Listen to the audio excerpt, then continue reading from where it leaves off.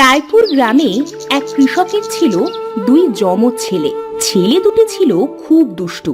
গ্রামের ছোট বড় সবার সাথে খুব দুষ্টুমি করত। এতে প্রতিদিন কৃষকের বাড়ি একজন না একজন বিচার নিয়ে আসতো। প্রতিদিনের মতো আলার মা কৃষকের বাড়ি বিচার নিয়ে এলো। কি গো ভাই, তোমার ছেলেদের ভেতরে কোনো শিক্ষা দীক্ষা কিছু নেই নাকি? কেন গো আলার মা, আমার ছেলেরা আজ আবার কি করলো?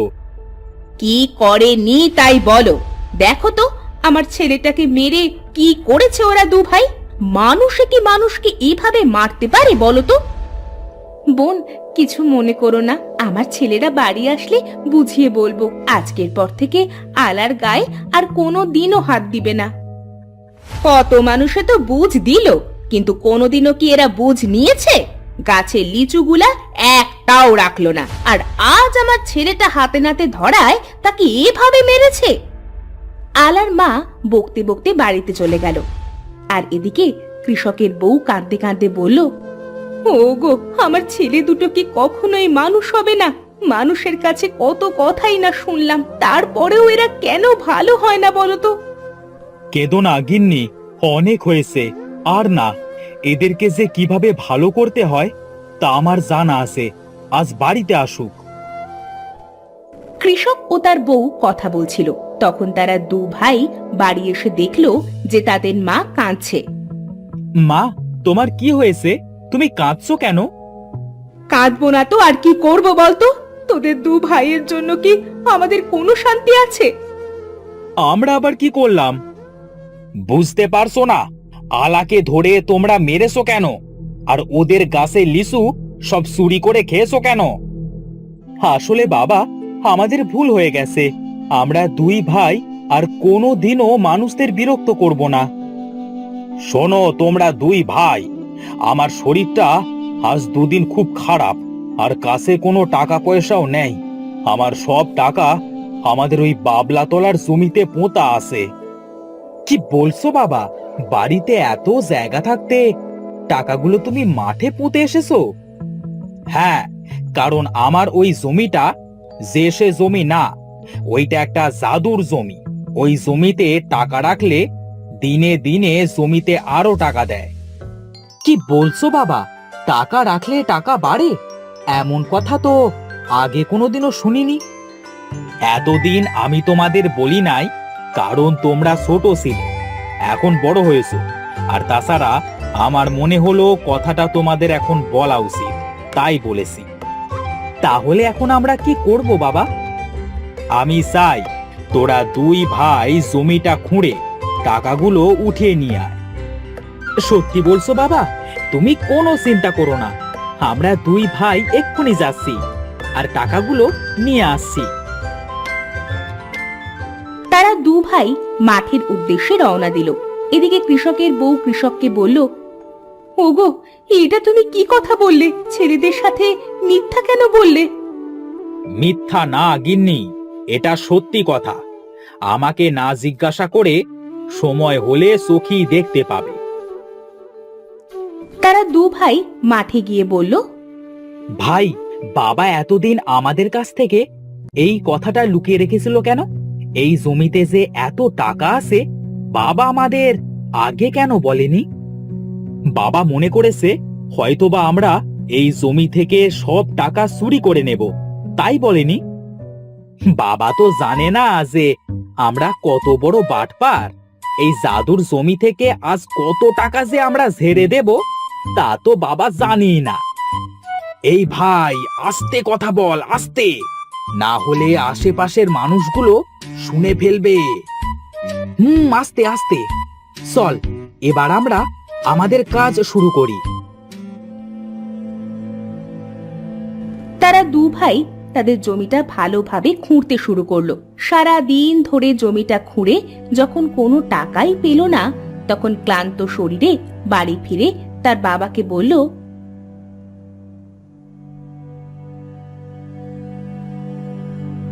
বাবা, আমরা সারা দিন ধরে জমিটা খুঁড়লাম, খুব ভালোভাবে খুঁড়লাম, কিন্তু কোথাও তো টাকা দেখতে পেলাম না।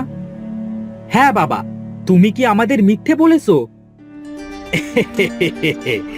শোনো গিন্নি, আমার ছেলেদের কথা শোনো।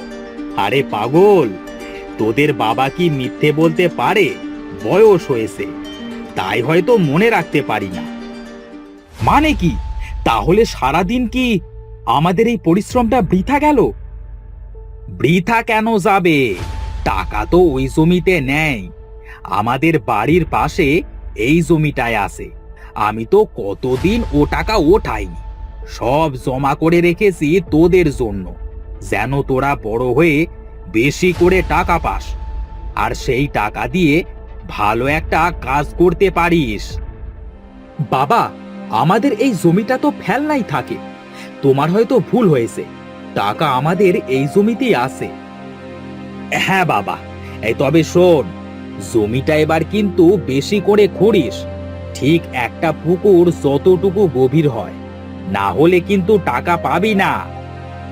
আচ্ছা বাবা, আমরা যাচ্ছি।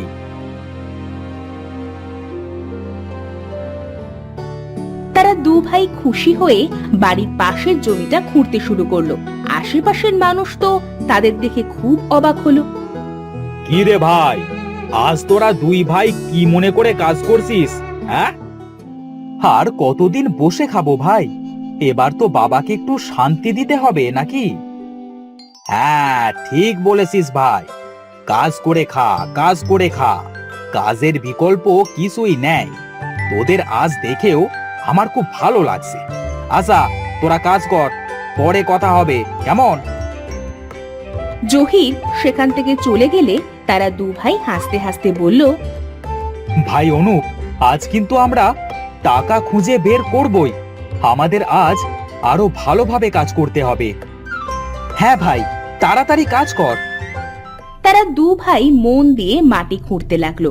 মাটি খুঁড়তে খুঁড়তে একটা পুকুর কেটে ফেললো, কিন্তু টাকার কোনো হদিশ মিলল না। তখন অরুণ বলল, ভাই, বাবা মনে হয় আমাদের বোকা বানিয়েছে।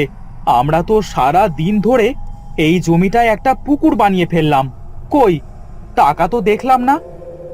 চল বাড়িতে গিয়ে বাবাকে জিজ্ঞাসা করে দেখি।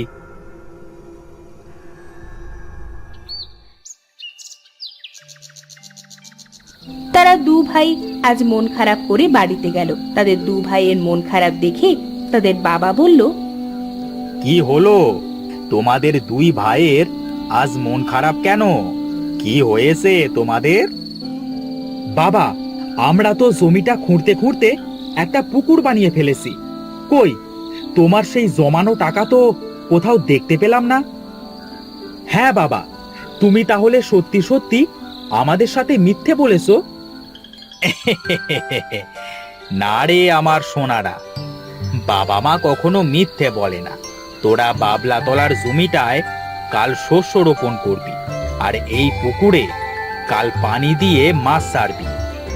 তাহলে কি হবে বাবা? আমরা কি টাকা পাবো নাকি? হ্যাঁ, পাবি তো।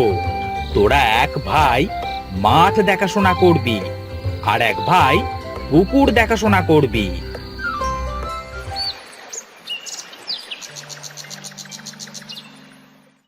পরের দিন তারা দু ভাই দু কাজে নেমে পড়ল।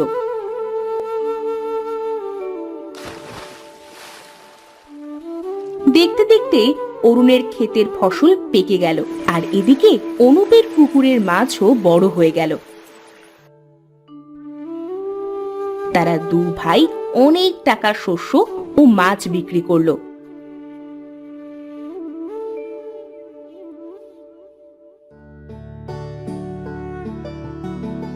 সেদিন তারা খুব খুশি হলো। তাদের খুশি দেখে কৃষক বলল, এবার তোরা কি তোদের সেই জাদুর জমির লুকোনো টাকাগুলো পেয়েছিস বাবা? বাবা, আজ আমরা দুই ভাই খুব খুশি হয়েছি। আসলে জীবনে কষ্ট না করলে কিছুই করা সম্ভব না। হ্যাঁ বাবা, টাকা তো জাদুর জমিতে ছিল না, টাকা তো তোমার কথা আর বুদ্ধিতে ছিল।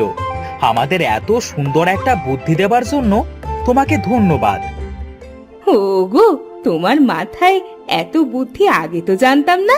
তোমার বুদ্ধি দিয়ে আমার ছেলে দুটোকে ভালো করলে আজ যে আমার খুব খুশি লাগছে গো। গিন্নি, সন্তান যদি খারাপ হয়ে যায় তবে তাকে বকাঝকা করে নয়, বুদ্ধি দিয়ে খারাপ পথ থেকে ফিরিয়ে আনতে হয়। আর আমি সেই কাজটাই করেছি। বাবা, তোমার দুই ছেলেকে নিয়ে আর চিন্তা করতে হবে না। এখন থেকে আমরা আর কারোর সাথে দুষ্টুমি করব না, সব সময় কাজ করব আর তোমার জাদুর জমি থেকে টাকা রোজগার করব।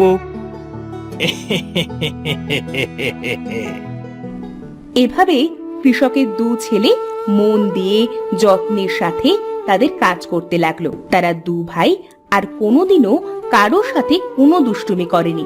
এরপর থেকে কৃষক তার বউ আর দুই ছেলেকে নিয়ে সুখে শান্তিতে দিন কাটাতে লাগলো।